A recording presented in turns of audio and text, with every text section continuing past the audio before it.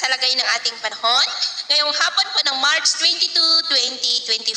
Sa ngayon po ay nananatili na walang anumang banta ng sama ng panahon sa loob at labas ng ating area of responsibility. Hanging amihan pa rin ang patuloy na umiiral dito sa Luzon, shear line sa Visayas at easterlies po sa may Mindanao. At sa ating long range forecast, consistent pa rin na walang bagyo na namamataan na tatawid po sa ating kalupaan for the next 2 weeks. At sa lagay ng ating panahon, ngayong hapon po ay maayos naman ang panahon sa malaking bahagi ng ating bansa pero may tsansa ng cloudy skies with isolated rain sa may summer provinces, Leyte, ilang bahagi ng Bohol, Cebu, Northern Negros, Caraga, Northern Mindanao, Zamboanga Peninsula, Sulu Archipelago, Sorsogon, ilang bahagi ng Davao, Palawan at maulap ang kalangitan with isolated rains sa ilang bahagi ng Calapan, Camarines Provinces, Ilocos Sur, ilang bahagi ng Cagayan at Apayao. At mamayang gabi, may tsansa pa rin ng mga isolated rains sa ilang bahagi ng ating bansa, lalo na sa ilang bahagi ng Visayas,